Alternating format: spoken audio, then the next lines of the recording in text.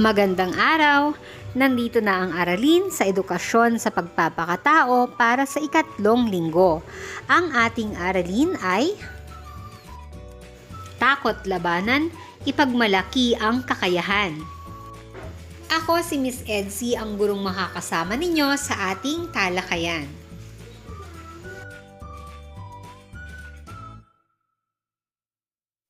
Pagkatapos ng araling ito, ikaw ay inaasahan na iisa-isa ang mga paraan upang malabanan ang takot sa mga nambubuska o nambubuli.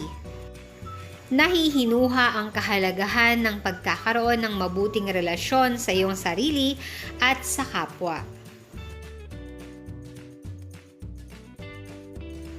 Bawat tao ay may kani-kaniyang katangian katulad ng pisikal na kondisyon, lebel ng kaisipan at sariling pamamaraan sa pagsasagawa ng iba't ibang bagay. Mahalagang maging positibo at maunawain sa pagtanggap sa mga pagkakaibang ito. Basahin natin ang tula. Tayo ay iba, halina't magkaisa. Ako'y may malaki at bilog na mga mata, kaya maraming nakikita. Sa akin ay maliit ang buka, ating tingnan ang maganda. Maliit ang aking mga binti, at may matabang hulma. Sa aking matatag, tayo nang maglakad, ikaw ay sumama. Hirap akong matuto, tila kulang ang lakas ko.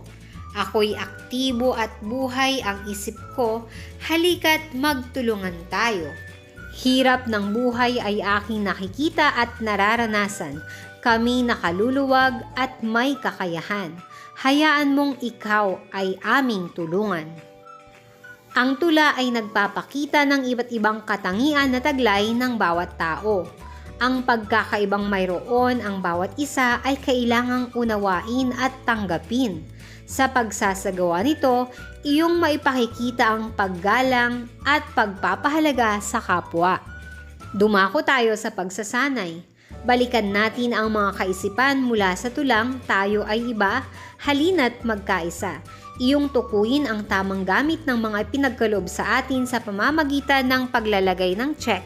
Sagutin ito sa iyong sagutang papel o kwaderno. Unang bilang, ano kaya ang tamang gamit ng nasa larawan? Tingnan ang sariling katangian, tingnan ang kapintasan ng iba, tingnan ang sariling kakulangan at panghinaan ng loob, tingnan ang masama. Ang tamang sagot ay, tingnan ang sariling katangian. Pangalawang bilang, ano kaya ang tamang gamit ng nasa larawan? Humakbang upang lumayo sa mga kapintasan, takbuhan ang nangangailangan, lapitan ang kapwa at tulungan, lumakad upang iwasan ang may kapansanan. Ang tamang sagot ay, lapitan ang kapwa at tulungan. Pangatlong larawan, kunin ang nakalaan para sa iba, mag-abot ng tulong na kayang ibahagi o isarado upang pagdamutan ang kapwa mo. Ang tamang sagot ay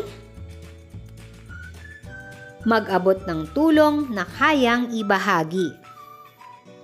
Pang-apat na larawan, pakinggan ang masasamang bagay, dinggin lamang ang sariling kagustuhan, pakinggan ang hinaing at pangangailangan ng iba, o makinig ngunit huwag gawin ang dapat. Ang tamang sagot ay pakinggan ang hinaing at pangangailangan ng iba.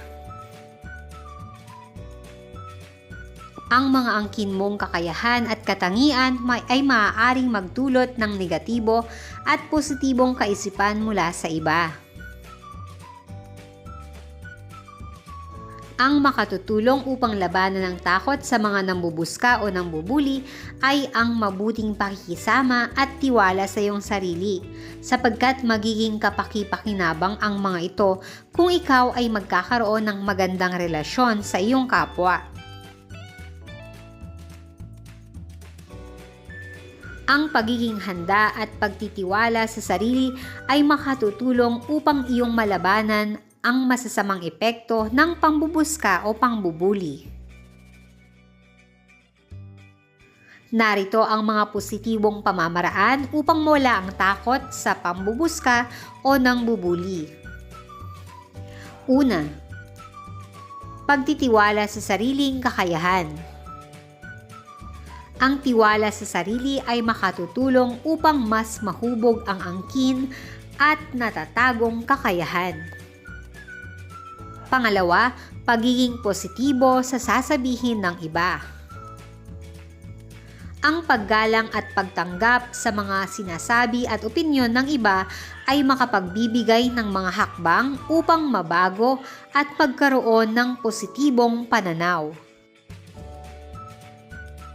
Pangatlo, pagpapaunlad ng sariling kakayahan. Ang pagpapaunlad ang lakas at kakayahan ay hakbang upang makamtan ang tiwala o confidence sa sarili. Ang pagsasaisip at pagsasagawa ng mga bagay na magpapakita ng kabutihan sa iba.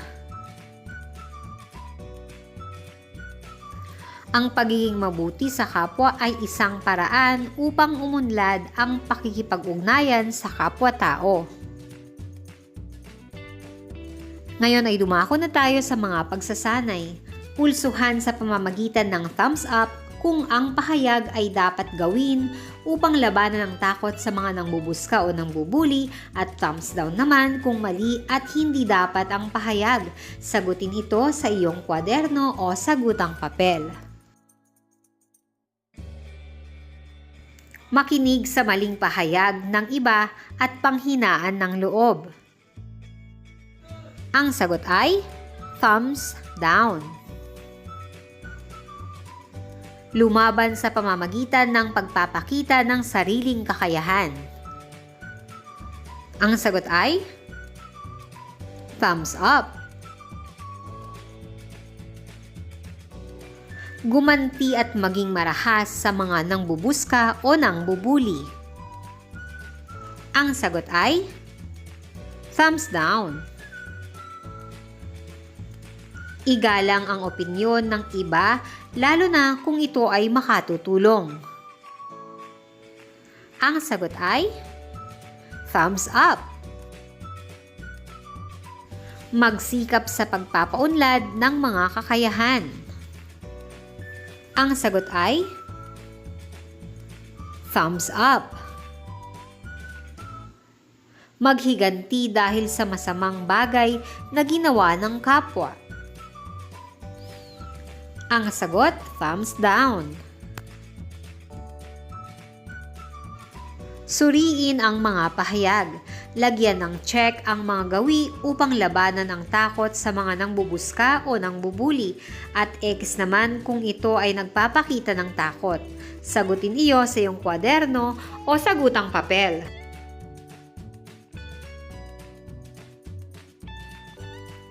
Unang bilang, galingan sa pagsayaw kung di marunong sa pag-awit. Ang tamang sagot ay check. Pangalawa, magtago sa mga nangbubuska o nangbubuli at lagi silang iwasan.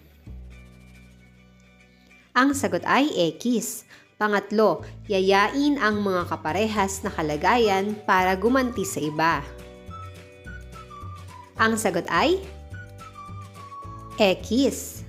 Pang-apat, humingi ng tulong at payo sa magulang, guro at mga kaibigan upang mapaunlad ang kakayahan. Ang sagot ay check. Panlima, bigyan ng pagkakataon ng sarili na maunawaan ang iyong mga kahinaan. Ang sagot ay check. At dito na nagtatapos ang ating talakayan para sa araling ito. Magkita tayong muli sa susunod na aralin. Maraming salamat sa panonood. Paalam!